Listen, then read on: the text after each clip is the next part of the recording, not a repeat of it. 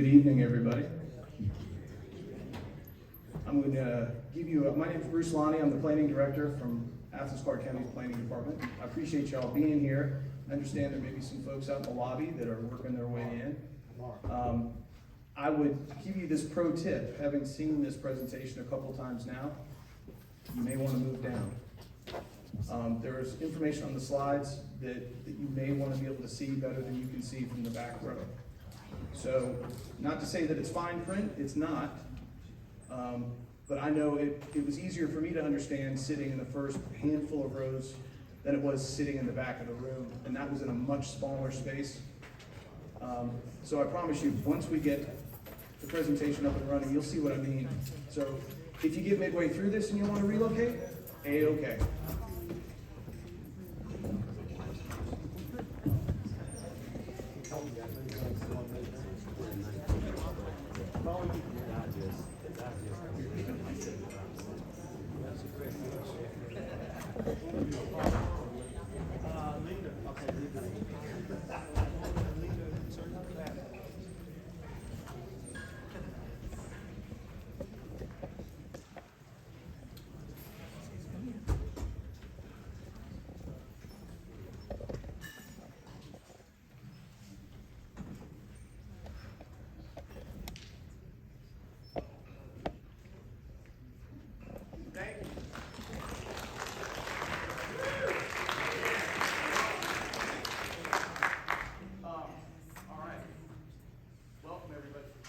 Welcome, everybody. I'll keep this short so that we can get right to it. This is the third presentation Joe Minicozy has made. Joe is the principal from URBAN3. This is his third presentation on this visit to Athens. He had a chance to spend time with the elected officials last evening. We had time this morning with a chamber-sponsored event, so we had business folks and institutional leaders and other community stakeholders, about 70 folks. And that was the Q&A part of that this morning, and the Q&A portion of last night was super informative for staff, for us as we move forward, because the reason why we have Joe here is to help us take a moment and inform how we're making decisions about land. And that's a pretty dry subject. So we sought out somebody who's not as dry as us. Somebody who can tell a story, who can capture your attention and do it with facts. And so this is a data-driven presentation. All of the data that you're gonna hear tonight came from Athens-Clarke County. So this isn't third-party pre-cooked stuff from Omaha. This is all information that came from our departments about how our community operates. So it tells a story about us. And we felt that that was important. We want to use data more. We want to use data appropriately. We want to be able to make smart decisions based off of reality. And as we are learning more and more about economic realities of running a government, of running a business, of running our homes, our ability to kind of relax financially is going away. Fair? So as we look towards the next 20 years, our land is, as you'll see, our commodity. Our land is what drives this community in many ways. It makes it possible for us to live the way we want to live. And we need to use it as a precious resource that it is.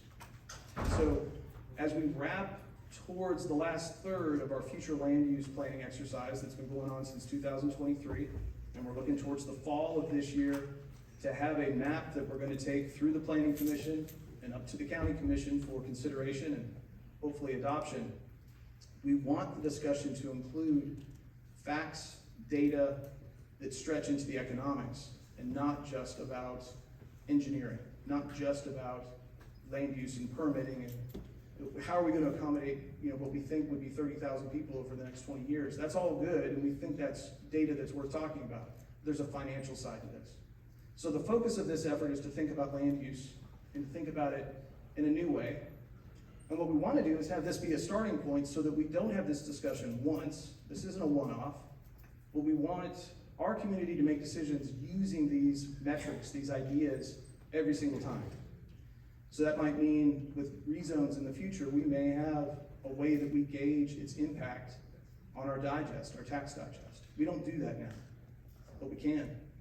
So that may be something that we're taking a look at.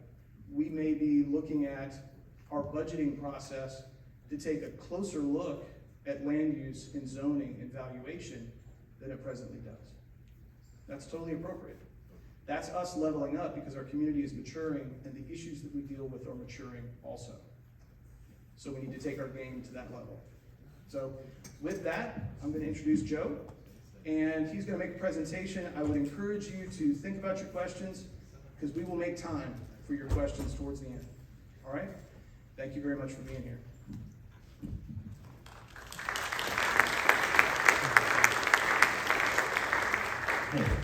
Thank you, and thanks to the tech crew for helping make this work. This is a massive surgery that just happened here. It was kind of awesome.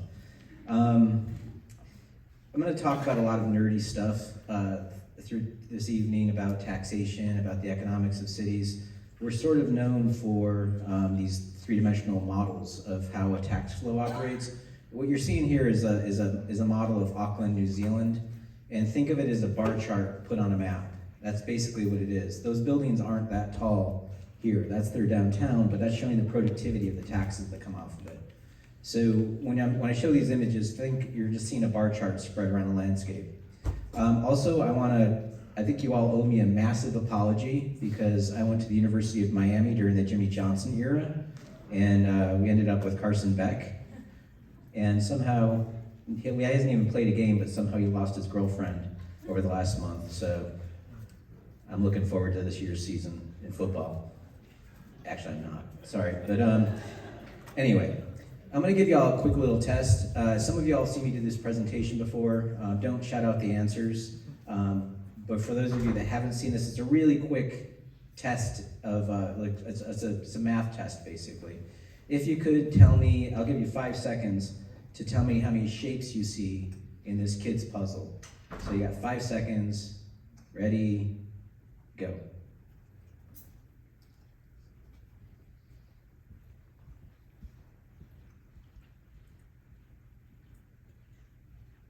Five seconds feels like a long time, right? Can y'all tell me how many shapes you saw? 10. 10? You can shout it out. No one's gonna fail, so just 20. A lot isn't a number. 20? Anybody want to go higher than 20? What time was it on the clock? How many kids did you see on the school bus? What I've just done with you is I've messed with your brain. Our brains have two modes of thinking. We have a fast mode and a slow mode. I put you in the fast mode by giving you a question. We're very efficient at eliminating information. You went looking for shapes. You didn't see the, 5 kids on the school bus. You didn't see that was 10 after 10 because I turned that part of your brain off. What I'm going to do to you tonight is basically ask a different question. I'm going to show you information that's hiding in plain sight. It's all data that you all have. But frequently we ask the wrong questions when we go into city commission meetings, when we talk about city planning, when we talk about how growth happens. We go in predisposed with questions and we miss a ton of data. So that's it. That's the magic of what you're about to see. Who's been to Asheville? Cool. Oh, thank you. Thanks for coming and eating our food and drinking our beer. This is Asheville from the 1980s. You know, not so great. 1990s. We essentially gave up our downtown in the 1930. We became the highest per capita debt of the entire United States. We're number 1 in debt, and we essentially mothballed ourselves for 50 years to pay off that debt. It took us until 1976 to pay off that debt, but we essentially gave up on our city. We weren't urban, we're rural mountain people. No one's gonna bother with this downtown.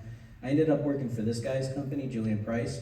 Julian inherited $15 million, and he put money into a for-profit real estate development company called Public Interest Projects. 75% of our money, we fixed buildings, 25% we started businesses. So we started the Orange Peel, if y'all came to see our music there. And then our time was the direct opposite. We spent most of our time with entrepreneurs. Once you fix a building, it's sort of on its own. You're gonna maintain it, but it doesn't do weird things that a business may do. But this is one of our buildings before and after. This is Malaprop's bookstore. We cultivated them. That's a different entrepreneur.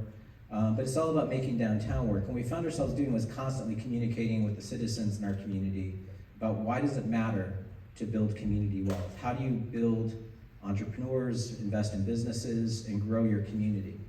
What I kind of sense out of all of this is we sort of lost this ability to have civic conversations. This is a kid's book that I found in a garage sale. It's called The City, the Town, and the Country. This is the teacher's guide. You've got city, town, country. In the book, this is it. In the first grade, you learn about your house, kindergarten, your house, first grade, the school, second grade, the neighborhood, third grade, you learn about the city, the town, and the region. So you're learning about the regional planning in third grade. Did you all do that? 1959, third grade textbook, right? So this is the book. You study your county is a joint city-county government, but for the most part, counties are responsible for education, welfare, environmental regulation. In studying the functions performed by your county, you no doubt find there's a duplication of services and overlapping of jurisdictions and a lack of coordination between the county and the communities within it. That we have a sort of a hostile relationship with our county in Asheville where there's sort of disconnection, and we see this all the time. This is 1959, it still happens today. Here's one of the lesson plans. It's one of those Dick and Jane kind of looking books. Painfully white. It's also super misogynistic. The girls are shoved out in the hallway for some reason. But you read about a new factory gets built, there's even more kids that go to school, and you see the overcrowding, right? So in blue right here, this is what you ask your third graders. Remember, you're the teacher. Give 4 good reasons for building a new school. And your kids talk about what? Equity. Everybody should have a desk, right? Let's get all the kids in the classroom. Let's get another teacher and split the class in 2 so we have a better ratio of students to teachers. This is third graders. On the right here, you learned about Mr. Canfield who lived next door to the Allens. He didn't want a new school. He says our taxes are too high. If we build a new school, we'll need more teachers and we'll have to pay still higher taxes. So in blue, this is what you ask your third graders. Why would some people have to pay higher taxes, and why are some people against paying higher taxes? Third graders. Third graders are learning about the needs of a community and why you have to pay for stuff. I know adults that can't have this conversation right now. It's like this is something we need to understand. We're all in this together. As a community, you have to grow, and you have to grow together, and things cost money. So this is, again, back to the teacher. Remember, too, that many children, whether urban and rural and regardless of region, are tragically limited in their knowledge of their world, and their world is largely the space in which they live and operate. Having an understanding of this tragic limitation is key to this presentation. You need to understand how this whole corporation called Athens-Clarke County has to work, the cost of this school, the cost of this equipment. And I think you all need to vote for getting a new computer projector. I'm gonna make that lobby now. You're in it together. If you look up the word incorporate in the Oxford American Dictionary, it says constitute a company, a city, or other organization as a legal corporation. By law, Athens-Clarke County is incorporated, right? The state of Georgia is incorporated. The United States is incorporated. Joe Biden said this on the Stephen Colbert Show. The United States is the largest corporation in the world. I'm such a nerd. This is it right here. That's the US code that lists us as a federal corporation. We're not a capitalist corporation. We are a social corporation. We're all in this together. We are all on the hook for the cost of those roads outside and the cost of the school. So my city is worth $14 billion, which is 7 times the value of Ted Turner. Did y'all know that? Like, what's the value of Athens-Clarke County? 18 billion. So do I think that Ted Turner is going to make all of his decisions based off looking at Facebook and seeing who's complaining? Of course not. So why am I doing that as a community? So my city, by the way, my city is the only city in North Carolina that's not allowed to annex land. My state made that illegal. So those acres are all that we have. That's our commodity, is that land, right? So when farmers talk about land, they're talking about it as a product. What's the crop yield per acre, the labor per acre, the water per acre. This is one of our crops. So we renovated this building. We wouldn't have done it if the city didn't do the streetscape project. So thank you, city. Thanks for the garbage can, the bike rack, 2 benches, and the street tree. That's super awesome. People accused us of being subsidized because the city did that. They're like, you didn't pay for that. And I was like, no, we didn't. The whole world can walk on it, but fine. We took the taxable value from retail, office, residential. Taxable value went from 300,000 to 11 million. So that means it's 3,500% increase in taxes. That's what you get. Go out and buy 3,500% more garbage cans. I don't care. This is how we build our community's wealth, right? And again, people have biases. They're like, well, that's $11 million. This Walmart over here is 20 million. So that number is double that, right? Y'all see that? Well, it also took 34 acres of my farm to make that happen versus 0.2 acres for that. So when you look at the total value, you're missing the productivity. Taxes per acre, which is that, this is showing you the productivity difference between our building and their building. So who would have thought that a furniture store, a beauty salon, and a tattoo shop is kicking out that with this building on top of it? Oh, sales tax, double the sales tax. Obviously more residents and more jobs. This isn't to slam Walmart, this is to get you to see that it's easier for me to do that than this. I'm gonna be paying you less taxes to do that than this, right? Those are the numbers. So I just went through this pretty fast. It's not complex math that I'm doing here. I don't have a finance degree. I'm actually trained as an architect. It's like, I'd like to draw pictures. But what I'm showing you is the economics of how we measure things. So think of it this way. Imagine if I were out in the lobby and I said my truck gets 650 miles per tank. You'd laugh at me. And you'd say, Joe, that's kind of silly. All tanks are different sizes. We don't say miles per tank, we say miles per gallon. And the numbers should change, and we should all be driving BMW Acetas. Sorry to the Prius owners, but that's more efficient, right? We understand efficiency per gallon. Why aren't we looking at the acre the same way? Sorry to the Prius owners. By the way, that's a very dangerous little car right there. If you have a head-on collision, that's your door. You're stuck in it. Anyway, it's a cute car. So looking at the data that we have, for every dollar of taxes somebody pays to the county in single family, in county property taxes, their brother or sister in the city is paying about 5 times that to the county. Here's the Walmart, the mall, a 2-story building, 3-story building, and 6-story buildings. This is all under the high-rise code. 6 stories is top here. But you see, as you stack your stories, the money kind of takes off. As you mix your uses, it gets more potent. Also, when I first started doing this stuff, people are like, you just hate Walmart. Why are you picking on Walmart? Now I'm on my 3rd Walmart here. Just to let you know, I presented at the International Association of Tax Assessing Officers Conference. Is there an assessor in the room? 2?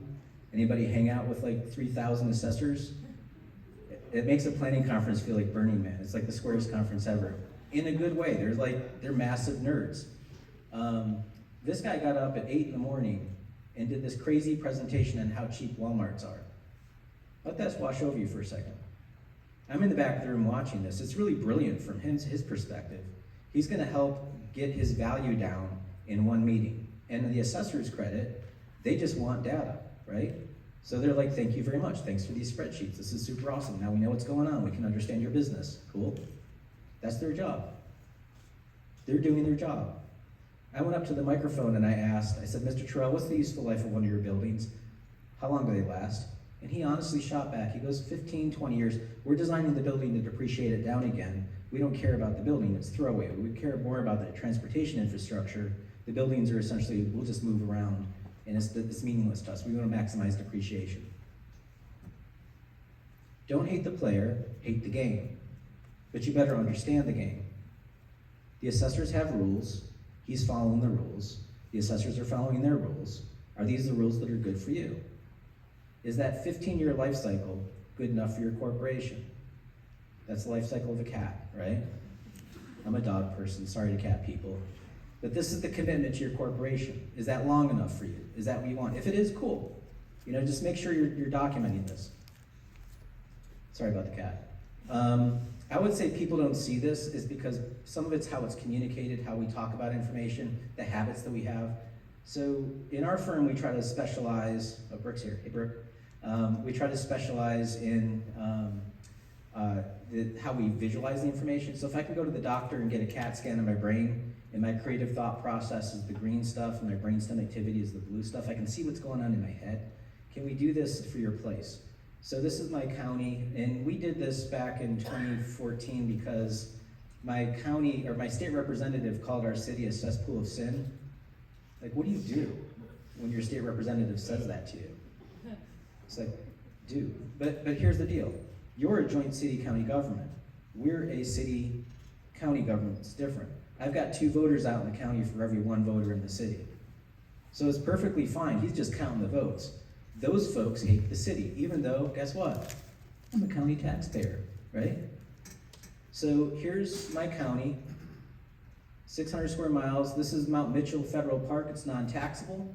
So just to be crude about it, it's not paying any taxes, I don't care about it. This is Mount Pisgah, non-taxable. Blue Ridge Parkway comes through town. Green is low value, this is Big Ivy up here, super low value. As you get up to purple, this is the Biltmore Estate.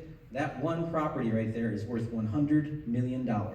That's the largest house in America. When the Cecils show up at one of our council meetings, we all genuflect and thank them for their time. They're super powerful.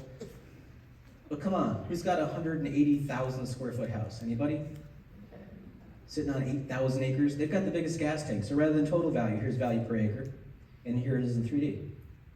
Anybody want to guess where downtown is? So I pointed this out at the meeting, the State of the Downtown address, and I asked the chair of the county commission, I said, Mr. Gant, where's downtown? And he goes, the big purple thing. I'm like, yep, that's it. We don't have skyscrapers that big. Again, this is just a bar chart. But that's the potency of our downtown. We can also see our little cousin, the Black Mountain over here. If y'all have been to Black Mountain, the tallest building's 3 stories. And you can see it popping up right here. We can also see the sprawl of our south side not really producing anything. So folks that live out here in Fairview, who think they're paying a lot of taxes, and in their defense, they are compared to people out here in Hickory Nut Gap. They have no idea what we're paying in county taxes in the downtown. So just show them the information, right? So bumping over to y'all, I'm not gonna go through the full tax system. I did a very nerdy presentation last night that's on tape, but I'm just gonna shortcut it a little bit. These are how all the different states operate. Blue is property taxes, yellow is sales taxes, black is like state transfers and stuff like that. If you're in Pennsylvania, there's some income tax at a local level. Y'all don't have that. But you're mostly run off property tax. As you go to this end of the ledger over here, these states are mostly 100% property tax, no sales tax, nothing like that. If you're over here in Arkansas, Alabama, and District of Columbia, they're mostly sales tax, which is kind of crazy. What happens in a recession? You don't buy a boat, you're not buying a TV, you're not buying a car. All of a sudden you can't afford your city. What we've seen in the last recession, what we'll see in the next recession, these states are gonna really get hammered. So you guys are in good shape. It's like a balance here. So your tax system in Georgia, in North Carolina, we don't have an exemption. You take 40% of value is what you pay tax on, but your tax bill, 60 cents for every dollar that you put into your taxes goes to the school system, the other 40 cents goes to running your community. This is how it looks for commercial, residential, and then residential with the homestead. This is your sales tax discount or credit that comes off the top. You'll notice that commercial gets more credit than residential homestead because these are considered commercial product, basically. But that gets taken off the top, and this is the tax bill on $300,000 of value for each of these buckets. So this is the discount that you get for your homeowner exemption. A renter is essentially going to be paying more taxes because the presumption is that tax bill is being made to the commercial property owner.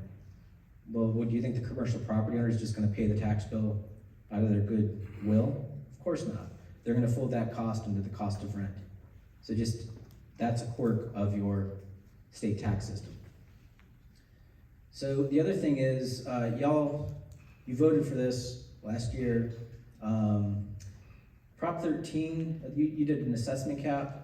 The first one in the United States was in 1978 in California, and it sort of spread across the country ever since. Florida is probably one of the worst ones. I'm going to show you that one in a second, but you guys have like a baby version of Florida going on here, and you did this last year. So basically what happens is the value over time gets capped, and you get a little discount, which feels good as you're going over time. This is the amount of money that's not going to your local government. Does that make sense? Which is great. You get to keep more of your money, but you still have to pay for all that infrastructure. So that's a trade-off. So let me just show you how it gets really bad. I love Florida. Florida caps their commercial growth at 10% and their residential growth at 3% or CPI. You guys aren't this crazy, but what they did is they locked it in as this weird kind of formula. But they also let commercial go 3 times greater than what they do residential. There's this bias that we have toward commercial property where we want to get our money from somewhere, we just don't want it to come from me, right? There's an old colonial barb, don't tax me, don't tax thee, tax the fellow behind the tree. Seriously. It's attributed to Huey Long in Louisiana, but it actually goes back to us being colonists. We were essentially tax evaders. Remember what happened when we didn't like our tax on our tea? You know, started a war over it. But this is what happened in Brevard County, Florida. So we've got this gap here. This is what's going on with the market. Kind of takes off before the recession and the recession craters. This is what's going on with the assessed value. So if you're sitting in your house and you know that your value is way up here, but you're being taxed down here, that's pretty cool. But then the recession hits and it craters and kind of comes back out. But notice how when it comes out for the valuation, you have a slower growth because you're restricted the growth on that cap, right? It can only grow so much. Okay, let me ask you a question. The price that you have to pay for this projector for the school, the police car, the computer at City Hall, is it following the blue line or is it following the red line? Following the blue line. The unfortunate thing about caps is they're actually very detrimental to government going forward because it restricts the ability for government to keep up with itself when growth happens. It also induces you to want to have more people grow into your community so you can pay for the things that you have. Does that make sense? Do y'all follow me? So that's kind of their weird perversity to it. That's why you see a lot of growth in Florida because they can't carry the cost of the stuff they have. They have to get more people to move in. So their cap rate in 2022, the inflation was 7%. And they were like, that's too high. We're gonna cap it down to 3%. Remember, that's their restriction. So here's what's going on with the price of asphalt. In the last 5 years, it's gone up 5% a year, which is greater than 3. But here's the kicker. From 2021 to 2022, the growth of asphalt, according to the Federal Reserve, went up 29%. In 1 year, asphalt went up 29%. Does the laws of your stuff that you have to buy follow any cap that you put in place? No. What I love about this little bit right here, I was living in Florida, was a recent college graduate, and I voted for this tax cap. Sorry, Florida. It felt good to me. I was a renter. It didn't even benefit me, and I voted for it. We're kind of illiterate in how these policies work and what their consequences are. So now you know. Here's your budget. You have, Brooke made these charts. This is where your money comes from. This is where it goes to. Actually, Brooke made this whole show, so thank you, Brooke. So this is your... Brooke's a massive nerd, and she lives in Atlanta, and so she came into the show. Thanks, Brooke. So we're gonna put what we can on the ground, your sales tax and your property taxes, we're gonna put those on a map. This is another way of looking at it. This is called a Sankey chart, or we call them a butterfly chart. But basically it's the same thing as those 2 pie charts. Here's where your money comes in. It goes into a big bucket called the general fund, and then this is what goes out and gets spent, right? It goes from public safety down to capital outlays for physical stuff or debt service. But that's the stuff we're gonna map, is the property taxes and sales taxes. So here's your county in total value. So miles per tank, you can see the big parcels are super valuable. This is miles per gallon here. So value per acre, you see the heat shift to the center, here it is in 3D. Your downtown is ridiculously potent. You have a very strong downtown, and you can see it in the model right here, as well as some other areas we'll get into. And then here's UGA kind of sliding in here as the campus. So your downtown is about 0.2% of the whole county's area is a physical footprint. Financially, it's producing 8% of your property taxes. So think of it this way. Physical footprint, financial footprint. What's the ratio of 0.2 to 8? Well, you divide one number into the other, it's 1 to 39 is a ratio of productivity. My downtown is a 1 to 9, and that is really good. Your downtown is way more potent than my downtown. I'd say a good downtown is like 1 to 6. So that's carrying a lot of the revenue for your whole community. This is your golden goose, basically, right there. Now you can look at this model and you can ask yourself from a planning exercise, how do we grow these little areas that are down here? How do we fix the missing teeth that are in here? There are lots of things you can do once you see this kind of CAT scan. Your downtown is 56% non-taxable. You all know you're a college town. You also have churches, city buildings, or municipal buildings. That's stuff that's non-taxable. This is your most fertile garden. You want to also be sure that you're being disciplined with your non-taxable real estate. Does that make sense? So looking county-wide, you're at about 17% non-taxable. These parcels here are your Economic Development Authority parcels. That's about 1%. We went ahead and ran UGA. It's about 6% of the non-taxable. Just to put it in perspective, the worst we've seen is Chapel Hill, North Carolina, where it's 65% non-taxable because of the university. So you all aren't the worst. We also went ahead and grabbed some SEC communities. So here's Lexington's downtown, Gainesville's downtown, and y'all's, and then the cities. Incidentally, here's University of Florida. This is their city. They're 61 square miles, and y'all are 116. So you're a county. Georgia has tiny, tiny little counties compared to a lot of places. To put that in perspective, this is the city of Lexington and Fayette County at 284. So they're double the size of y'all. There's no magic number to the non-taxable. You'll see that in Gainesville, they have a lot of wetlands over here and here that are non-taxable. They have a greenway that goes through the whole city. So there's no magic number. It's just something to pay attention to as a metric. So this is one of my favorite examples of some of the oddity that's in the assessment system. This is in Cheyenne, Wyoming, and there are no buildings in this image. This is just land value per acre. So we can go into the computer and just turn off buildings and just look at the land per acre. If you look up here and under the label, you can see that everybody's blue, all the properties are the same color. That seems reasonable. It's all the same neighborhood. When you look over here, you start to see some different things going on. That's usually let's have a conversation with the assessor. Is it the CAMA model? Did something happen? CAMA is computer automated mass appraisal. It's basically the big Excel spreadsheet that runs your assessment system. Is there something in that that's happening? Is it policy? Is it zoning? But when I was presenting, I pointed out this property here. This is the mall, but again, the mall's not there, it's just the dirt. This is $15,000 an acre, and when you cross the street in the same zoning category, it doubles to $40,000. I pointed this out because there's a standard that the assessors have.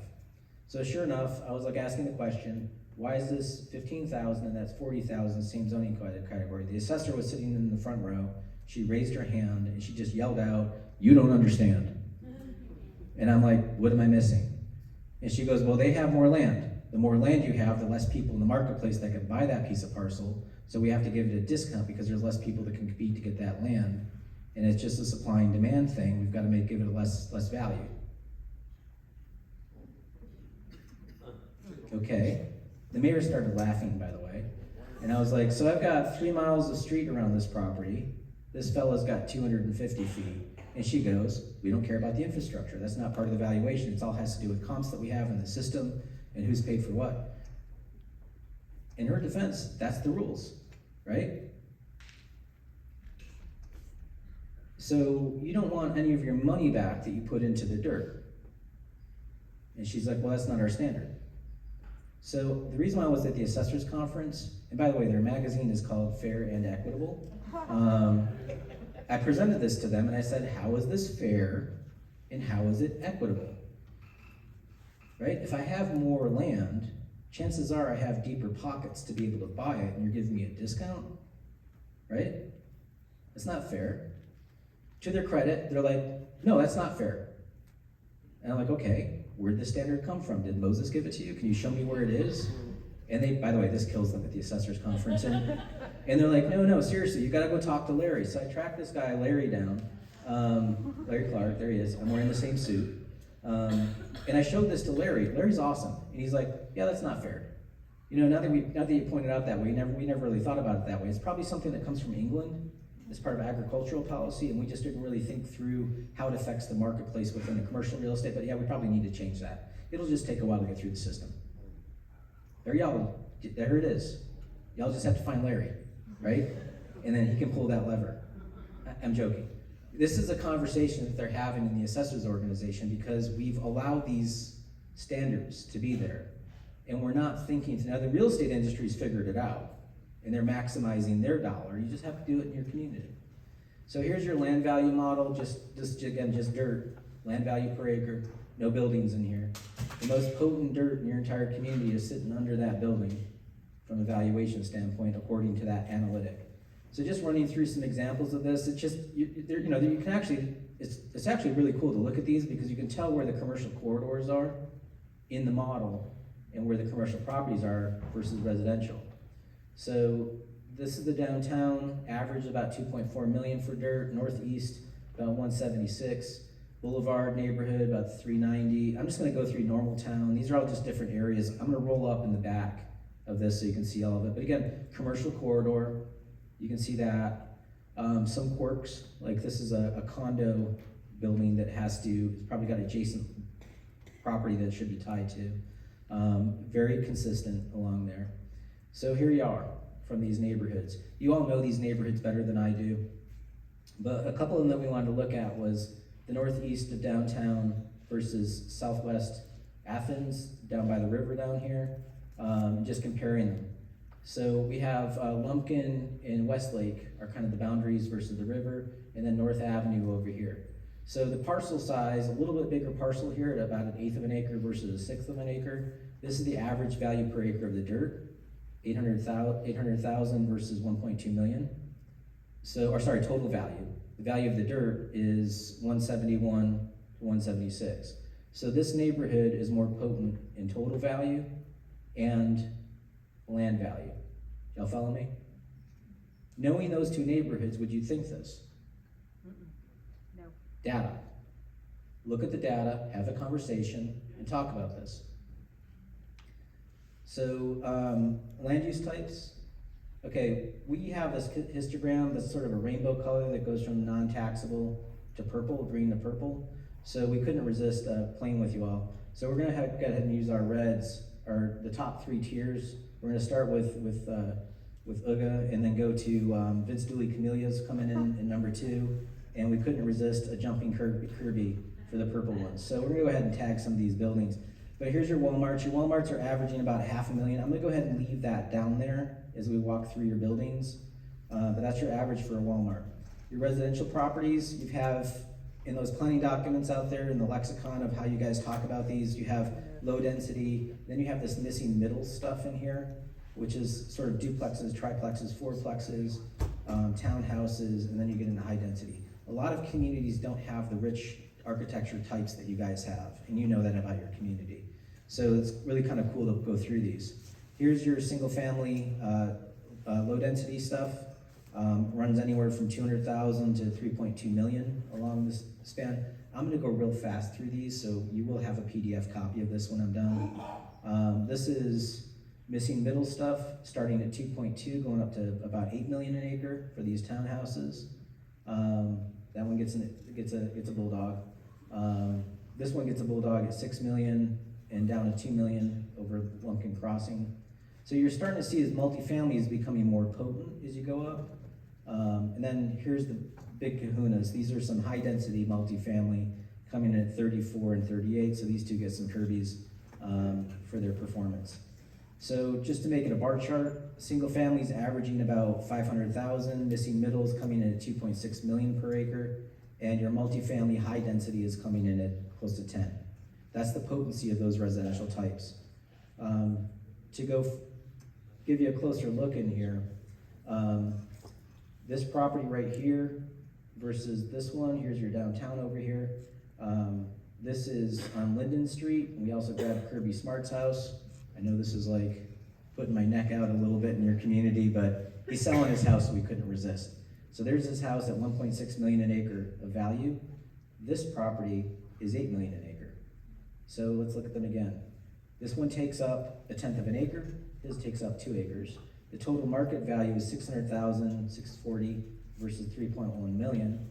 Hopefully he can get his $4 million that he's asking for. But the market value per acre is that versus this. When you drive by these little houses, basically here's another thing. not only is there an incentive for me to build cheap buildings in your community, there's also an incentive for me to blow through a lot of your real estate. The more the land is in my parcel, the more it dilutes the value and the value potential. Conversely, the folks that are on little baby footprints are highly potent, right? So, sorry, Kirby. And just to show you that I'm not so mean, we just went ahead and grabbed Nick Saban's property, because Nick actually has a house in Georgia. I don't know if y'all know that. He's got a lake house, and here it is. It's kind of phenomenal. 2 million an acre. It's actually less productive than the Linden house. It's about the productivity of Kirby's house, this massive thing with its own boat garage. But anyway, Nick actually sold that house, and he bought this house in Florida. We do our research in URBAN3. If you want his address to mail him a love letter, we've got it for you. It's right on the border of Palm Beach and Martin County. Spans a road. He's got a dock house and an oceanfront house. Bought it for $17 million. It's $0.9 million an acre. So that's actually pretty good. But it's got a phenomenal view. Anyway, sorry. Couldn't resist that joke. Your mall is about $300,000 an acre. By comparison, the Beechwood Shopping Center is $1.9 million an acre. And Tomorrow Tattoo is $10 million an acre.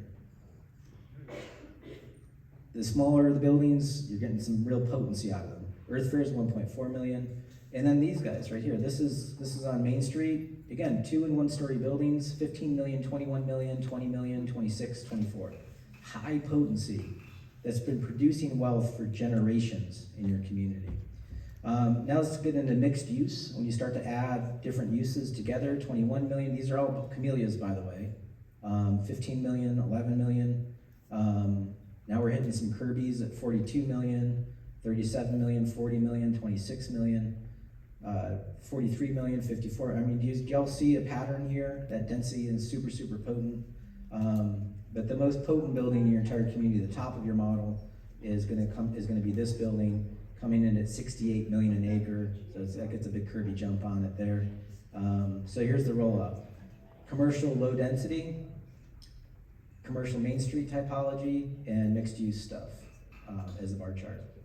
So since we got into the downtown, let's talk about your lasting value. I mean, some of these buildings are just, they're ridiculously old, and this isn't the first life that they're living, and they're producing 14 million an acre for that one.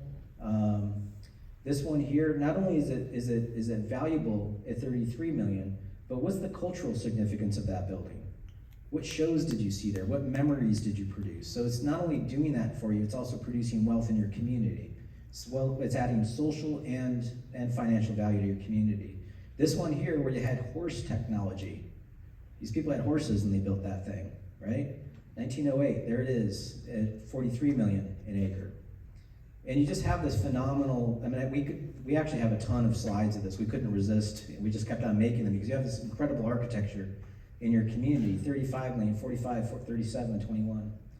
So you just can't stop in your community with this. Critters Pub coming in at 16 million an acre. And then that's the tall building right there. So I'm not gonna go through all of this, but basically these are your averages in your community, and these are your historic buildings. So there's a value in your historic preservation in your community.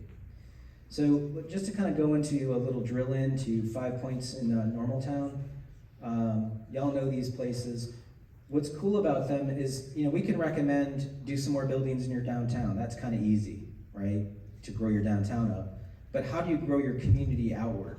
How do you fix and repair and grow your own wealth? Well, these are actually 2 great examples of commercial areas that actually coexist with residential areas around it.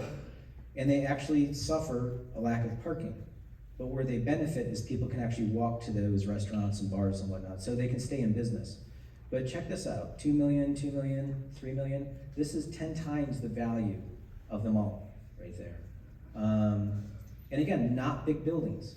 Don't think of your future growth as something that you have to have big buildings to have big impact. Little buildings do it. $7 million right here. And check this one out. This little 1-story building is 9 million versus that at 7 million. So there's a lot of potency as you look around. And 5 points, same deal, same thing. 3 million, 2 million, 2 million, 2 million. very potent, not so much parking. So there's trade-offs, right? You don't have all the parking, but you're getting a lot of potency in these areas. And so a lot of diversity in the businesses, a lot of opportunity in your community. And then this is one of my favorites, the independent baking next to Slater's. So 11 million versus 9 million. Well, this one's less because it has a little bit of parking on the side of it. So that parking actually dilutes the value.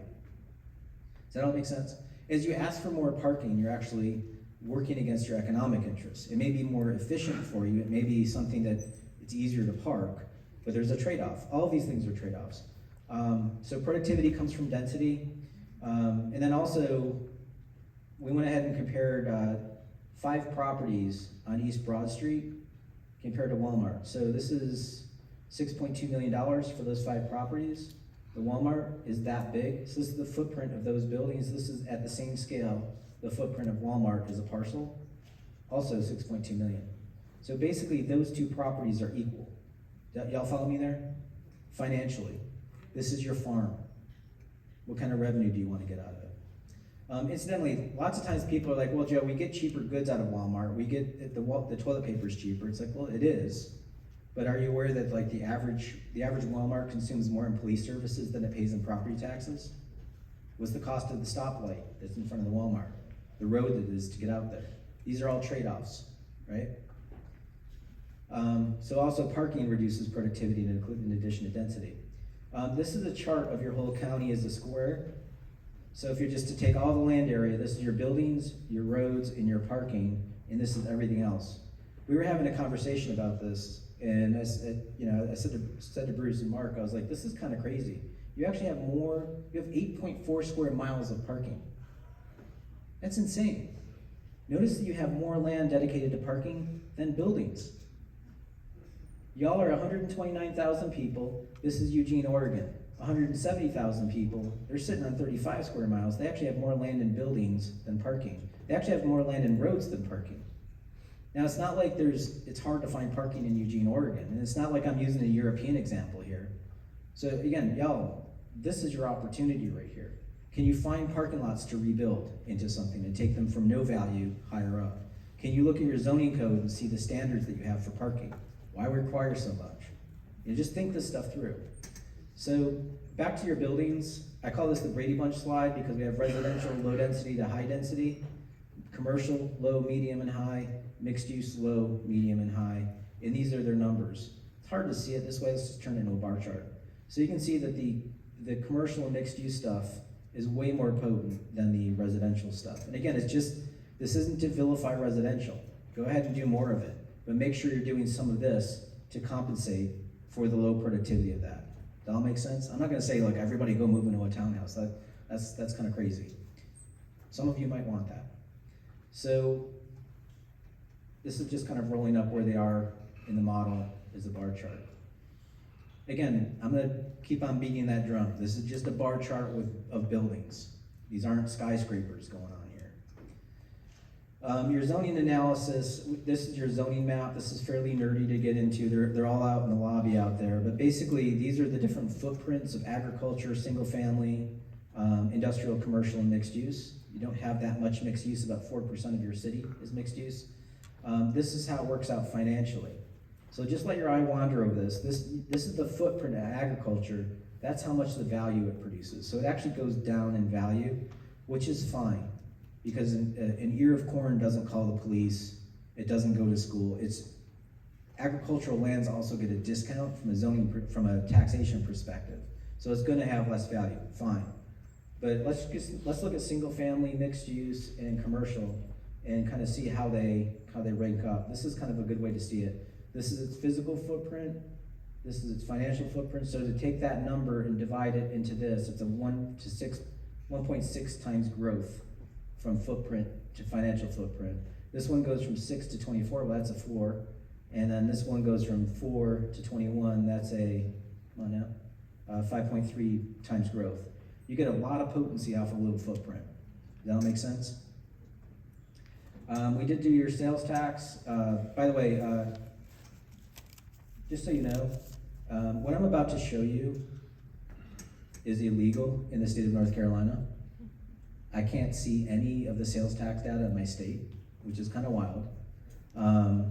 Green means we can get it. So we can, in Colorado or California, I can get what Susan's barber shop is making versus Bill's boutique, you know? I can get that there. I can't get it in your state. Your state, we're restricted. We can see some of the data, but we have to estimate some of it. So these models are as best as we can do. Oh, by the way, in addition to these progressive places, there's also ultra progressive South Carolina, where we can get the data, just so you know. I like to remind people in North Carolina that South Carolina gives us the data. They don't like that, but whatever. So here's your sales taxes. You've got your SPLOS, and this is your regular sales tax. We're gonna put those on a map. So here they are. And you can tell, like, this is where your downtown is, it's killing it. And then you have your commercial corridors or some spots where there's transactions and sales tax production. But that's what we have on the map, that 20%. And here's what's producing things. So this is the best that we can do. And then layering the property tax on top of the sales tax. And let's just kind of zoom into the model here. So here's the Olive Garden. You can see it's sales tax and then a little bit of property tax on top of it. This is the apartments at the Athens apartments. No sales tax, it's just all property tax. So it's actually not doing bad. Here's the Chili's Bar and Grill. A little bit of property tax, a lot of sales tax. And then here's the Slater Steakhouse over here. It's hard to see the property tax right there, so let me just kind of highlight that. Also, I'm sorry, I'm Italian. I was sort of offended by your Olive Garden. I'm like, seriously, come on y'all, get some Italian food. But anyway, here's the sales tax of Slater's, here's the property tax. So let's go ahead and compare that to Olive Garden. It dwarfs Olive Garden. So Olive Garden is happening and having those transactions because you can get a lot of free, limitless breadsticks or whatever for the college kids. I got that, but Slater's is crushing it. Anyway, sorry, that's a personal thing. I couldn't resist the Olive Garden. Walmart, this is the sales tax versus the total sales tax revenue. Walmart's crushing it at $4 million of sales tax production. These buildings are producing $400,000 a year, but again, look at the footprint difference. This is the sales taxes per acre versus Walmart, and then the property tax per acre. Again, just look at this apples to apples from a production standpoint down here. So in Colorado, we could get the actual data. So we actually compared Peter's bookstore with Tim's coffee shop against the Walmart. So 2 Main Street shops, and I want to go through this just so you know the details of what you should be talking about in your community. And again, it's all going to be pretty consistent. Here's the property taxes of Walmart versus the coffee shop and bookstore. This is the retail taxes. So they're producing, what is that, 4 times the property tax, or the sales taxes, 15 times the property taxes, and then here are the jobs. So the question to ask yourself, like, these are clearly producing more economic production for your community. Whose retail sector employee is getting paid more per hour? The Walmart or these businesses? It's probably gonna be these businesses. It's gonna be a nickel or a dime more. It's not gonna be huge, but it's gonna be a little bit more. Now let's ask the next economic question. Which business is hiring the local attorney, the local ad executive, the local accountant? Is it gonna be this side of the ledger or that side of the ledger? It's gonna be the blue side. When we miss the power of our local entrepreneurs and our independent businesses, we're missing how to build wealth in our community. And again, this isn't to vilify Walmart. This is because this is how they've made their money, by being efficient at a national level. That doesn't help you locally. So just so you know. So, okay, let me see, how are we doing on time? Let's go ahead. I'm gonna fly through this section. This is the growth of your city over time. And you started growing your area out. Here you are by 1874. And then you crater because of the Civil War. You lost a lot of people. And then you kind of come back in the early 1920s. And then kind of blow out the circle. Most Georgia cities start as little circles, and you guys kind of broke out the edge over here. And then this is, you kind of flatline to World War II. By the end of World War II, you achieved the same density as 1865. And then Yale did this and kind of grew out to the whole county. and consumed all of that land, about 87% of your area, or 105 square miles, and your density just craters. There is 2 different cities going on here, and we'll come back to that. But this is all spatial analysis you need to be aware of. This joke only works for certain people. Glad you got it. So the thing that we did as part of this project is I've shown you this is all the money where it's coming from, but where does it go? This is a great quote from Jack Stack, who wrote a book called The Great Game of Business, and it's about transparency in business. You should be able to see what's going in, what's moving around, and what's coming out. The same is true of government. You all are owed this as citizens, as shareholders in your government. You should know where the money goes, right? So we're gonna go ahead and map the expenditures of the physical stuff. That's your roads, your pipes, it's this stuff, water, sewer. That's what makes land active. Here's all of your stuff. So water, stormwater, sewer, transportation. Your land would be worth nothing until that road comes out there with that stuff, right? So what's the return on that investment? By the way, your stormwater will go from Athens to Spartanburg if you laid the pipes end to end. Your sewer will get you to Richmond, and your water pipes will go to New York City, and your roads will go to Portland, Maine.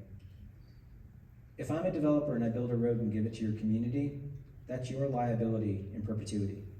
You have to build that and rebuild that and rebuild that and rebuild that. Every 50 years, you're building a road to Portland. Did y'all get me on that? This is the liability that you have in your infrastructure.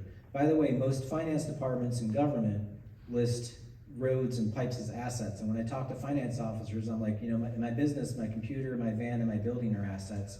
How are roads assets? They're liabilities, right? You can't pick up your roads and sell them to Gwinnett County, can you? No. So your roads, your pipes, your water tower, that's all stuff that you've got to keep on fixing.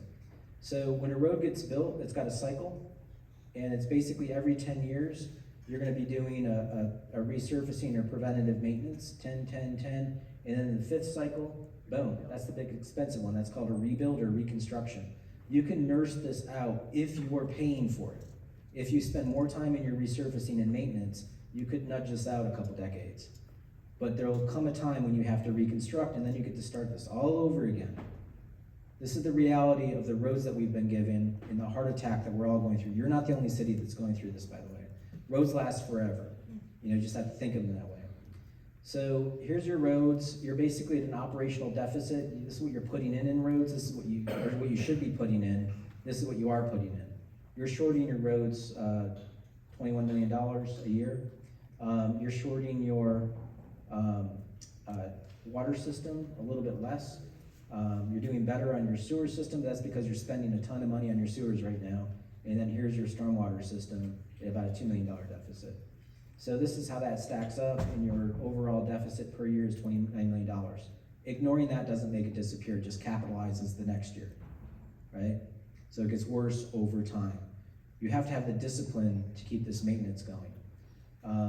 So what that would look like, if you just want to just charge everybody the bill, it's basically $13 more a year per capita for transportation, $1 for stormwater. Water's about $3.50, and the sewer is going to be about 40 cents. If you want to meet that gap, by charging more. Now you could do it in other means. You could actually do more development in different areas that are more net positive. So here's your money on the map. Here's all the capital stack. And then we went ahead and did all the costs of the system. And again, the downtown's expensive. I got that, but it's also producing a lot of money. So this is pushing it all down in the ground as sunk costs. Here's the money sitting on top of the cost. So this is a side view of the model. Think of your whole city floating in the lake, and you can see the bottom of the boat is the sunk cost, and this is the money sticking out of the water, right? You pay this much in taxes. This is what it costs for that neighborhood to be there. This is the net position. This is the net deficit per year, and here's your whole city or county in 3D. You're actually not, this may seem scary. It's not the worst that we've seen. Lafayette, Louisiana, we were talking about this earlier, it's about $36 million in the hole. And most cities don't pencil things out this way. This is a new thing. Are we good? You guys look a little shocked. Are we okay? It's okay. You guys are doing okay. So this is the top of the model. 20% of your city are covering 80% of the losses. And this is the bottom view of the model, and you can see some ones sticking down there. So we just highlight a couple of the big expensive ones. The poultry processing facility is a big deficit for your community. Now there's a trade-off. It's producing a ton of jobs, right? So, but it takes a lot of infrastructure to let that thing sit where it sits. And it's not the most expensive buildings. They're big, industrial buildings tend to be big, cheap boxes, basically. But that's the trade-off. You want the jobs. You want to diversify your income and not just be so dependent on the school. And then your big winners are these properties and their production above the model. So, I'm wearing the same suit. It's a habit. We have to convert going from what we want to what we can handle, right? If you were to ask me what I want to be 6 foot tall and have a full head of hair. That would make me happy, right? Oh, I also want a pickleball court. You need to give me one of those. Kidding to pickleball people. But we need to understand the growth of that infrastructure and its cost over time.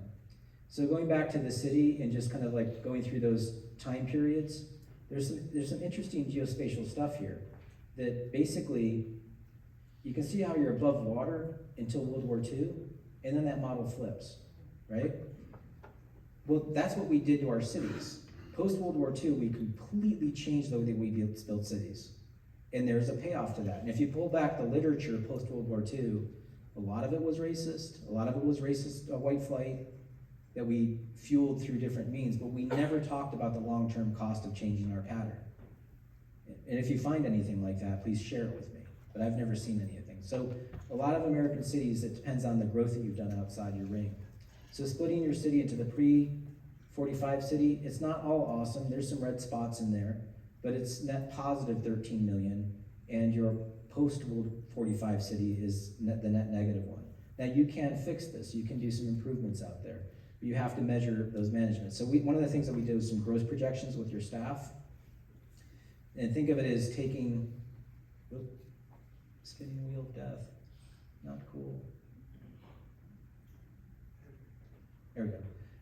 Think of making a cake with different, you can use the same ingredients to make different cakes, right? You can use sugar and flour and water and eggs.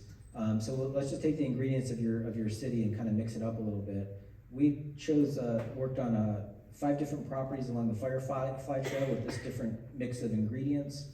Willowwood Square and Shops of South Village, which is multifamily and retail, mix up those. These are mostly townhouses and duplexes. So here they are in the model. If you built those tomorrow, with how they would pop up, which is significant. And then we ran the costs on them as well. So here they all are. Again, these are all things we can share with you. This is a lot to go through in the show. And then here they are on the cost side. So you can actually net some positive growth, $3 million net positive of taxes out of those 7 properties. So $12 million deficit, less $3 million, gets you down to a $9 million deficit. You can do that with 7 projects, basically. Do you see how you can grow yourself out of that hole? So just to close, I usually close with a joke about football teams, and people know they have value. They see the cost of the players. It's harder to do when you're a university, but we did find out some stuff. They also know, like I can tell you the cups in our nightclub cost 5 cents a pop. The team owners know what the towel bills are for all the players when they go to the showers and stuff like that. They know the numbers. By the way, that catch right there netted the school $2.8 million. University of Georgia football program makes $208 million a year, and they scored 144 points that year. So that's the point per revenue. Your city is worth your county is worth 18.8 billion. The University of Georgia program, I don't know their value, but I know what their revenue is. Your revenue is $183 million. Theirs is 207. They're making more money than you're giving your government, which is kind of crazy.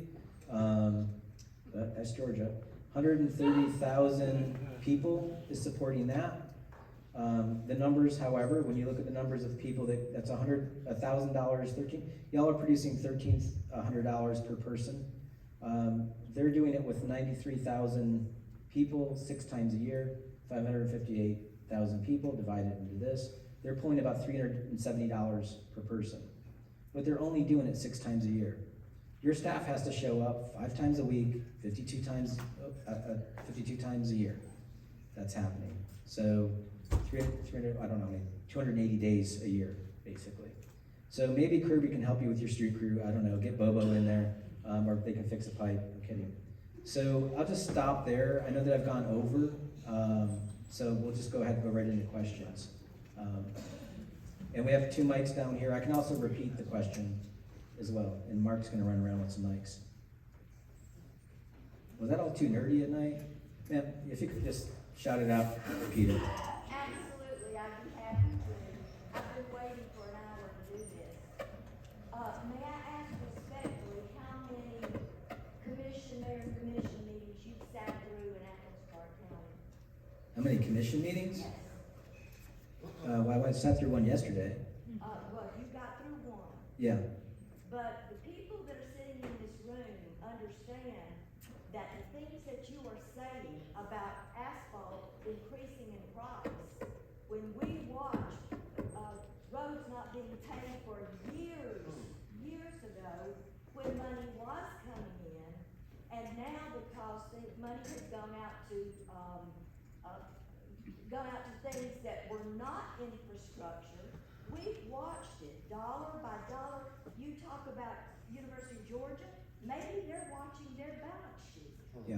But it's not being watched in Athens Park County. Well, okay, And ma'am. I'm very, very upset to watch this, to say this is University of Georgia's fault. What's the question for me? The question is, you say, understand the game. Yeah. The team owner knows the amount of the titles. Why Yes. do you think they know the amount of the titles? Because they have to run a business. Now, so hang on. In defense of your city, they did hire us to do this analysis so we can have this number. So that's why I'm here. You know, it's like, you now have the numbers. They need the numbers. You have to hold them accountable. I can't be here for all your meetings. If you want to get into crazy politics, come with me to Asheville. I will show you some crazy stuff. We have witches that show up at our council meetings and hold seances. Come to Asheville. You guys are way better than we are. About the cake, you said if you want a cake, you're gonna have to buy the ingredients.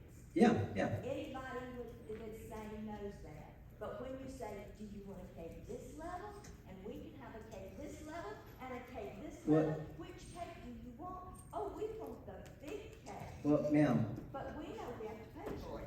Evidently they don't. no, ma'am, they will pay for, those projects, if you do them well, will carry their own cost. That's what this analysis is about. Thank you. I have a question. Does Asheville have a parking mandate Uh, for commercial construction? Depends. We didn't have a parking in our downtown, we got rid of our parking requirements in our downtown in 1987 or something like that. We haven't had a downtown parking requirement since then. Over time, we've increased that boundary around downtown, so the first mile outside of that, and then along bus corridors. And I'm pretty sure we just got rid of parking requirements across the whole city. I haven't been paying attention in the last month, but I think we're doing that. How did that go? How did that come about? Well, it came about, so the question is, how did us get rid of parking come about? Well, it came about because our downtown was dead as a doornail. And the theory was, to get your building renovated, you had to tear down the building next to it to make a surface parking lot if I was following the requirements. And the city got wise to that, and they said, well, rather than tear buildings down, why don't we develop a parking strategy for the whole downtown?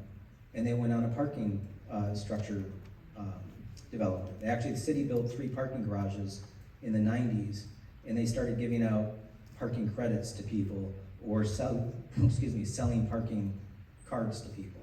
So they actually saw it as an infrastructure that had to be collaborative with the development. So that's the thing, it's like if a car is moving around on the street, we treat it as a public commodity, it's socialized. All of us are gonna pay for that street. But as soon as the car stops, it becomes a private problem. Where the city was like, well, that's not true, it's an infrastructure. So a lot of people got thrown out of office for voting to build parking garages back when downtown was empty. But now, when you all come to Asheville, is it easy to get parking? No. It's gotta drive around, or you gotta go to a parking structure. But thank you for coming to Asheville. Ma'am? Hi, thank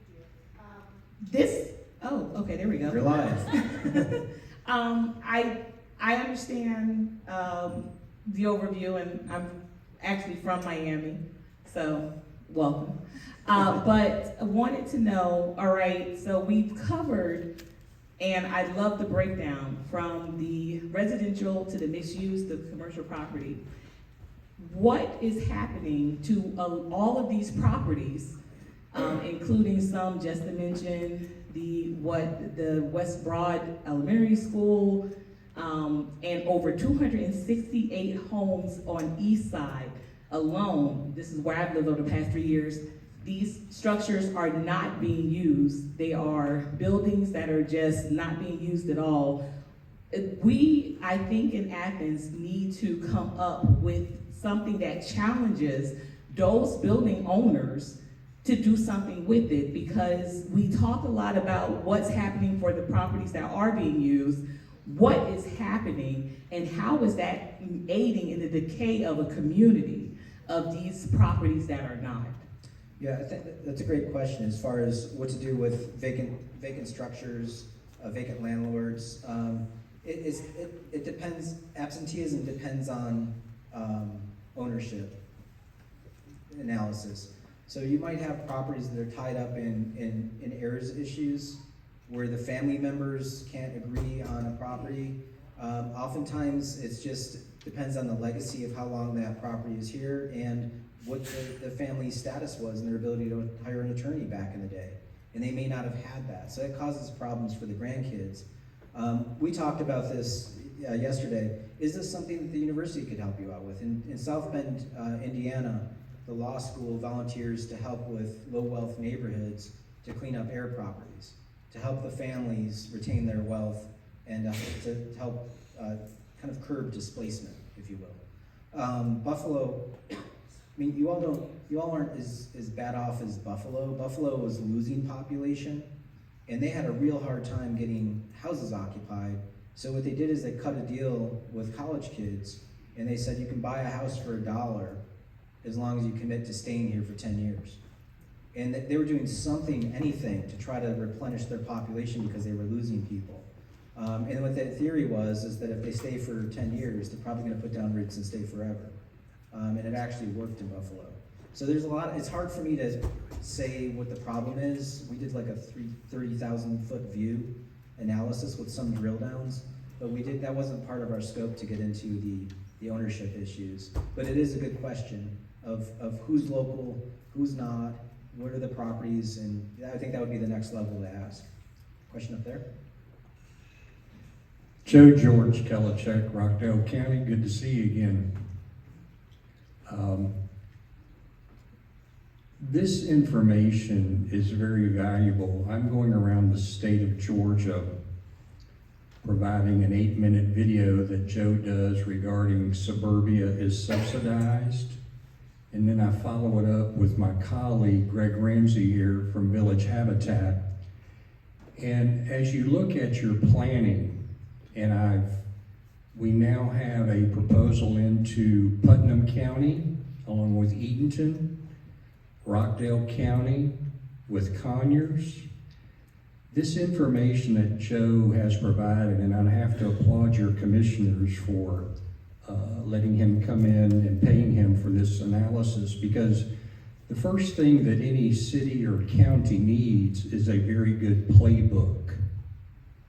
If you don't have a good financial smart planning playbook, along with a conservation and sustainability playbook, then you will not know how to develop your future land use maps. So, Joe, we thank you very much, and we've got several counties that are going to be utilizing your analysis here over the next few months. Thank you very much for coming to Athens, Georgia. Thanks, George. Yeah. It takes a second to turn on. Is it? There you go. Hi, I'm Kimberly Matthews, and I have lived in Athens since 1971 and seen it gone through many, many changes. But I was noticing in your presentation, you're talking about the cake that you wanna bake. I noticed that the industry, like poultry processing, all these were apparently negative impacts on our community. Yeah.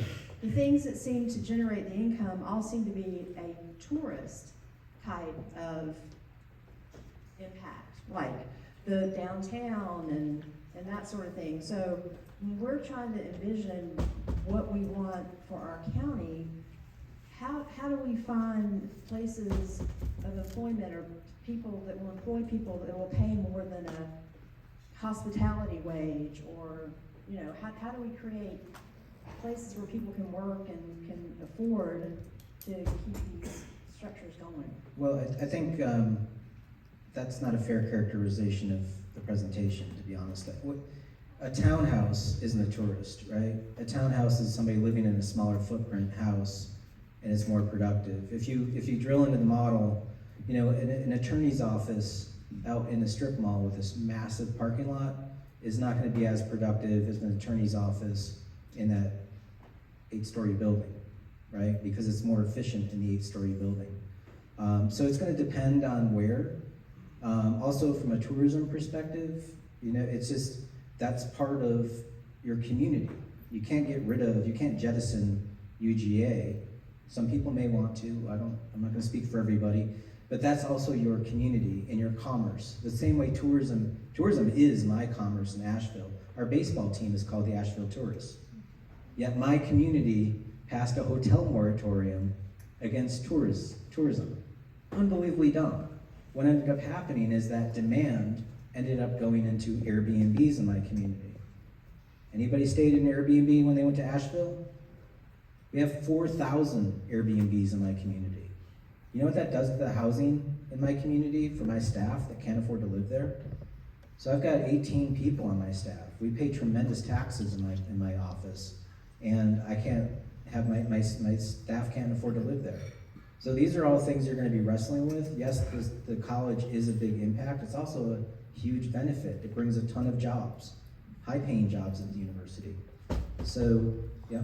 Yeah, I just want to, we've had this question come up about that one bit of data about those industries and how they look like they're a drawdown. And so this is where looking at this much information, looking at the information the way Joe prepares it, we're looking at the sales tax revenue of those industries, which is not great. It's not a lot of sales tax revenue, but there's a lot of infrastructure that goes with it.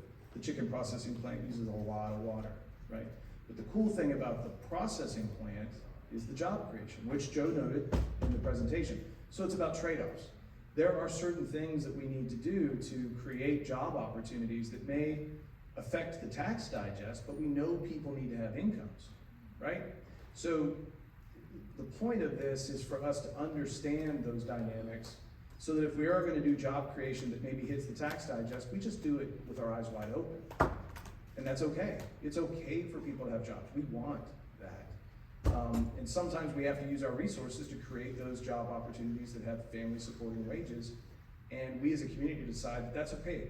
That's a way for us to put our resources to work to help stabilize households. I tend to think of things in analogies, like my family has a history of heart disease, but I like eating pizza. You're not gonna get me to stop eating pizza, but when I do eat pizza, I balance it out with a salad or exercise. So there's gonna be projects that may be upside down or may be negative, but when you go into it with your eyes wide open, if this is a trade-off we need right now, and we'll do salad down the road. You know, just, it's iterative. Yeah, All right, I'll be quick, but it's 3 parts, kind of technical. One, I saw a lot of real property taxation value. Did you account for personal property, especially with the businesses and their inventories? Part 2 is, did you factor in TADs? And part Yes. 3, what about the historical zoning the county likes to do? With the historical zoning what? Historical districts and how it affects property value. Well, the historic tax credit is gonna go to the actual property owner, the investor. It's just, we're pulling the tax bills that are coming out of the properties. Basically what you're seeing is a cash flow model of the money that comes out of those properties. And so if the property's valued, then it's in that tax bill, right? And then it goes onto the map. The sales tax is the same deal. So if we can find the revenue, if we can hook it up with a pin on the property, where the money's coming from, where the pin is, done. It's your information. But what about historical districts that limit the availability of how you can develop? We're just looking at the tax bills. Okay. Yeah. And what about the, real versus personal? Did you include that? Yeah. Okay. You just didn't mention, I just saw land value, building value, Well, sales I was tax. breaking it down. It was like, if you look at the titles, it'll say like market value, it'll say land value. Those are the buckets of money that we're looking at. And then, like in the case of the chicken plant, the value isn't in the building, it's in all that machinery that's in there, Okay. that's going into that property. But that's, So, just to be clear, you did include personal property in Correct. your slides. I'm 99% sure that that's in there. Thank you. Yeah. Okay, you keep saying Athens needs money. I have been trying for Sorry. years to buy land that Athens Clark County owns. They own hundreds of vacant lots that have never been built on. Okay. They own large tracts of land scattered throughout downtown. They will not sell it. So apparently they don't need the money because the developers will come in and buy it, improve it, and pay tax on it and create housing. What we need is workforce housing, and the areas that the city owns is workforce housing areas. How do we get this? Bruce has done an excellent job. I've dealt with him for years, and he has done a wonderful job, I tell you. How do we get the city to play ball? Well, we were just talking about, that's a great question. So what do you do with municipally owned property? And I'm gonna go ahead and throw UGA in there too, because that's a big footprint that's non-taxable. We did a project in Salt Lake County for the county. They have a strong mayor for their county, and he asked us to analyze all the publicly held lands and the opportunities that are there. Salt Lake County is 50% non-taxable. I'll let that wash over you for a second. And their county is about 5 times the size of your county. So the first thing that we did is we stripped down any kind of steep slope. That's sacred to them. You're not gonna build on that, that stays non-taxable. The wetlands out by the Great Salt Lake, the airport, that's not gonna change. Even with that, you filtered it down to some what's doable property. You're talking 44 square miles. That's something that can be done in Europe. They do these things called public wealth funds, where they treat it as an asset. They work with a developer and they say, okay, here's what we want.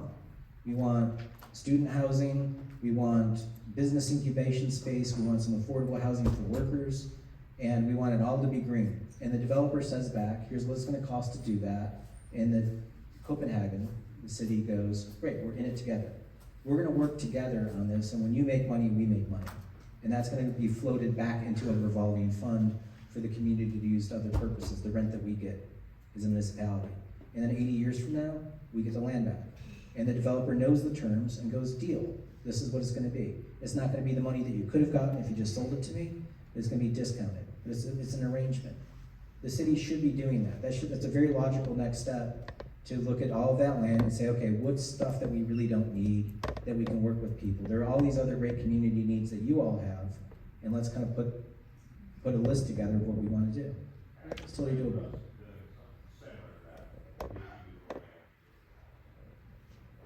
Yeah. And I would say the housing authority is doing the same with Jack R. Wells redevelopment, with the Bethel Midtown redevelopment. They have a strategy that they're actually implementing step by step of taking their land holdings, which we all know are 1 story, kind of flat, other than Denny Towers, right? And what they're looking at is how to kind of sweep those units together so that folks aren't displaced. They have that opportunity to remain, but it frees up land. So we have highly visible public housing, which is cool. We've got public housing in town. That's not a bad thing. But a lot of that public housing is sitting on commercial frontage, Baxter Street, Broad, mainly. And so they are systematically going through, and it is a multi-year process to do this. It's not easy, but we've already started. So we're already working on our second project. They have plans for a third and fourth.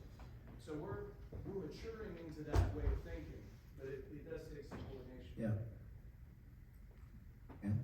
So to segue from housing to more discussions of housing, our community is talking about the lack of affordable housing, like most places are. Given your, and the need, one of the solutions being we just need to build more housing, there need to be more options. So given your cost of community services model, is it a better strategy to add more density to areas that are already sort of single family dense, walkable, near commercial and mixed use areas? Or is it more effective to build density and more housing in areas that are very low producing now? You mentioned sort of the large parking lots as an area to look at. It's kind of hard for me to answer that because it's sort of like you've got a lot of different, think of this rather than a silver bullet, you've got to do silver buckshot. You know, there's a lot of different things you could do, and it's going to require a little bit of an analysis of what's a right fit.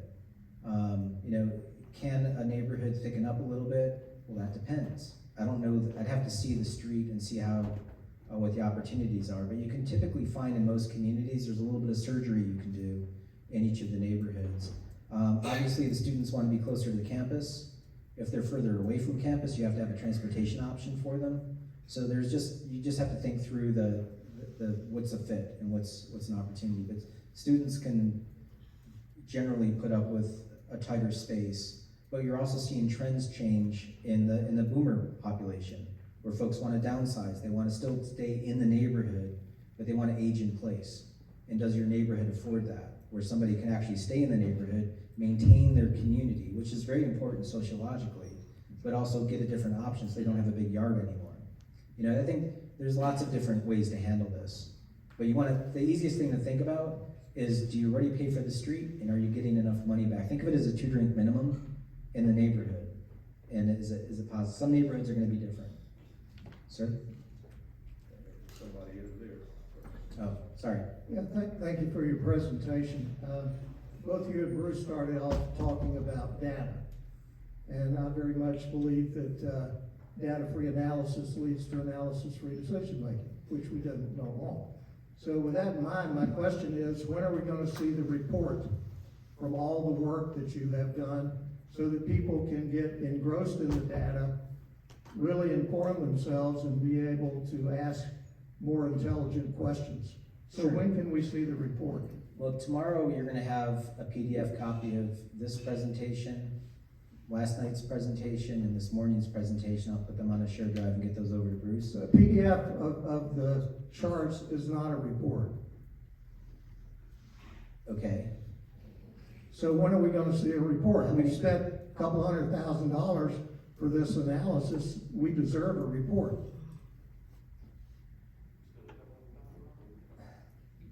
We'll give you the PDF copies of the shows. That's not what I'm asking for. Hang on. When are we gonna get a report? The public deserves a report for the public money that's been spent for your work. We're still working. We're doing a development tool to figure out how to do. That's not my question. Okay. My question is, What's when in the are we scope- what's going in to the see scope a of the report? So, Mr. Clinton, your question's a good one. Well, then when are we gonna see the report? When his work is finished, you will. When is his work going to be finished? Okay, so this is us meeting with the community, which you also like us to do, so we're doing that. So we're having some time, this is input, right? So this is data, what you're doing right now is data. That, you're not answering my question. When are we gonna see a report? I'm gonna answer your question. So when this process is complete, we know that we have to have an executive summary. We know that we have to have attachments to that for folks that wanna dig into the data, and we will provide that.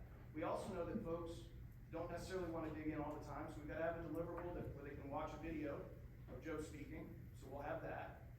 So we will have all those things. We're at a moment where he's presenting what they found out. We've had this for a week.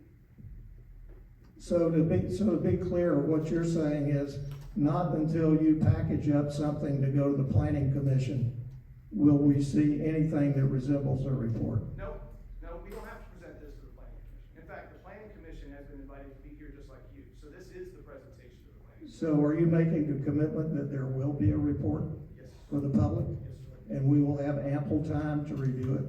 You will have the time that you want. Thank you very much. Yep. Second point I want to make is, somebody brought this up a little bit earlier, is, I've spent probably the last 5 years reading in depth every budget document that Athens-Clarke County produces. And when I look at the numbers that you have up there in terms of the deficit, in terms of infrastructure spending, I just don't believe the numbers. I think the numbers are actually higher when you actually go in and read the description of the backlogs of work and the scope of the backlog and the complexity of the backlog that we have, okay, department by department. So I would encourage you to go back and actually read those documents and then begin to make some judgments about the size of that. And the third point is, Athens-Clarke County has ample revenue. Plenty of revenue. The problem is not revenue, it's how they spend it. Why don't you make a report? Your analysis seems to be making the point that all the decisions that the commission makes are good decisions. Well, they're not good decisions. So one of the issues here in Clarke County is we've got plenty of revenue. And the last thing I'll say is, you seem to be reading off the same script that the Athens urbanists and others are, that density, and less parking, more and more public transportation. And if that's the whole purpose of this, I think it undermines the credibility of what you are doing. Because we don't need any more density in Athens. We're choking on density already. Thank you.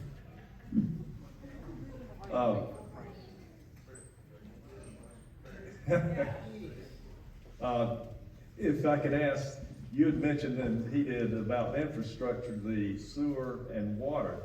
And I was under the impression that there was a reserve or sinking fund or whatever to fund over the next 20 or 30 or 40 years, that we had enough monies to replace infrastructure, et cetera. In fact, there was one of the fees, I think, went down in the last couple of years on the water or the sewer because we were fully funded. Is that not the case?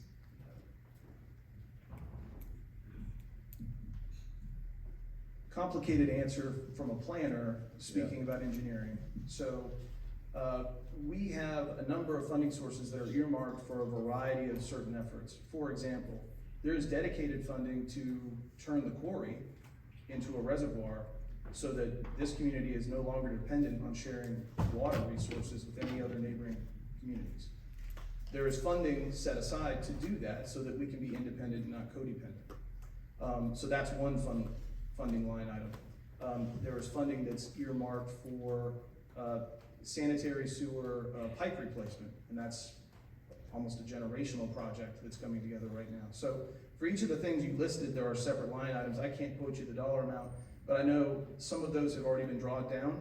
There are projects that are already happening. Not far from here, actually, over towards Beechwood, that first wave of sanitary sewer line replacement took place. There's another wave that's going to be happening upstream from that pipe. Those are all drawdowns off of those funds. If we could talk after the meeting, I can get you connected to those numbers. My impression was that the water and the sewer funds were independent and they were self-funded. That's not necessarily the case. Everything's interrelated, right? And so the bills that we all pay as residents, whether it's a utility bill or it's our tax bill, as Joe's shown how they split, those payments that we make as residents get slotted into different funds to do different capital improvements and maintenance projects. So it gets a little complicated because they get chopped up and split into different line items. But that accounting exists, I can share that with you. Okay, thank you. Sir? Quayson Payne, thank you for your presentation. I sat in on a lot of these. Civil engineer here and that, run a couple of businesses I'm entrepreneur. I'm always concerned that we grab little snapshots of this information, we grab a snapshot of that information, and we base a lot of conclusion and a lot of projections off of that information instead of gaining a full projection of what the entire picture looks like. Your presentation last night triggered a lot of phone calls, and he said, hey, you gotta get this presentation, you hear this guy saying we gotta fix it, we run out of money, and I was like, so I called, I served on the tax assessor for 12 years, so I know how our tax assessor's office works. I know about the digest, how that works, but it's how it's all put together. So I called, down there and I asked him, I said, what has been the growth of our digest over the past 5 years? Our digest has grown 75% in revenue over the past 5 years. That is a great problem to have. Meaning we have almost doubled the amount of money that we're taking in Athens, Clarke County in tax revenue. So I think if you were to look at the entire picture, Mr. McClendon, I'll agree with what you're saying. We don't have a tax problem, we have a spending problem.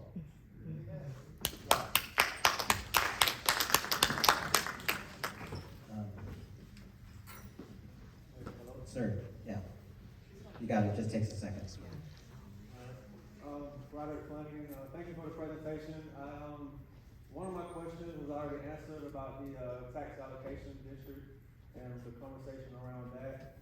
I know we have several tax allocation districts who are leveraging, I guess, some of the future tax gains for development in certain areas that they need development.